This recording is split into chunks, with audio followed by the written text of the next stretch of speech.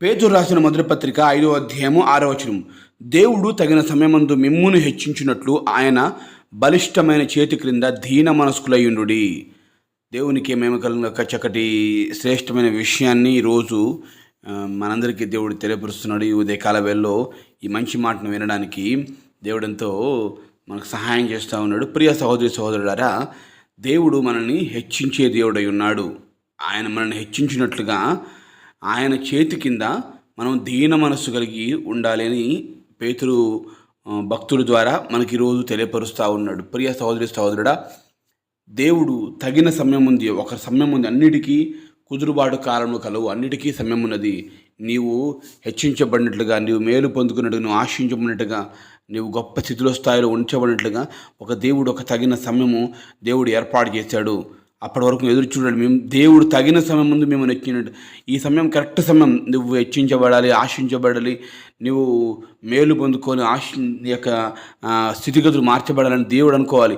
ఇది తగిన సమయం, ఇది right time, this is the right time అని చెప్పేసి దేవుడు అనుకొని అప్పుడు నిన్ను దేవుడు దీవిస్తాడు, ఆశీర్విస్తాడు, బలపరుస్తాడు, లేవనెత్తాడు. కొన్ని సందర్భాల్లో ఎప్పుడు పడితే అప్పుడు అన్ని విషయాలను బట్టి దేవుడు తొందరపడేవాడు కాదండి. అది ఏ టైంలో మనకు దేవుడు ఇస్తే మంచిదో మేలో అది ఆయనకు తెలుసు. మరి అప్పటి వరకు మనలో ఓపిక ఉండాలి. దీన మనస్కులై ఎక్కడ ఉండాలి? దేవుని బలిష్టమైన ఆయన చేతి కింద ఆయన విషయం రాసి చెప్పవచ్చు. కానీ ఇక్కడ ఏమంటే ఆయన బలిష్టమైన చేతి క్రింద అంటున్నాడు. బలిష్టమైన అంటే బలవంతమైన చేతి కింద. ఆయన ఎంతో బలము కలిగిన దేవుడు. ఆ బలవంతమైన ఆయన చేతి క్రింద ఆయన ఉండాలి.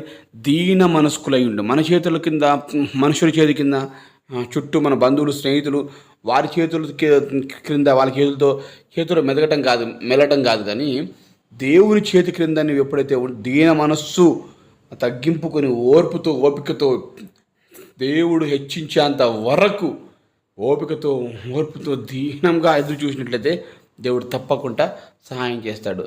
ఈరోజు నీ కష్టాన్ని బట్టి నువ్వు బాధపడుతున్నావు, నీకు సమస్య బట్టి బాధపడుతున్నావు, నీకు జాబ్ లేదని బాధపడుతున్నావు, నీ బిజినెస్ సరిగా రావట్లేదని బాధపడుతున్నావు, నీ బిడ్డల భవిష్యత్తును బట్టి, వారికి జాబులను బట్టి, వారి వివాహాన్ని బట్టి ఏం జరుగుతుందో ఏమవుతుందని బాధపడుతూ కృంగిపోతున్నావు కావచ్చు అని బాధపడకు. దీన మనసు కలిగి ఉండు.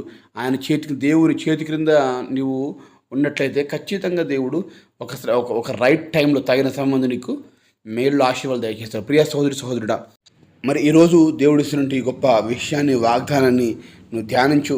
తప్పకుండా దేవుడు తన చేతి క్రింద నీవు ఉన్నట్లయితే తప్పకుండా ఒక సమయం రైట్ టైం ఏర్పాటు చేసి ఆ సమయం దేవుడు నిన్ను హెచ్చించి అనేకులకు మార్గదర్శకంగా నేను నిలబెట్టుకున్నాను గాక.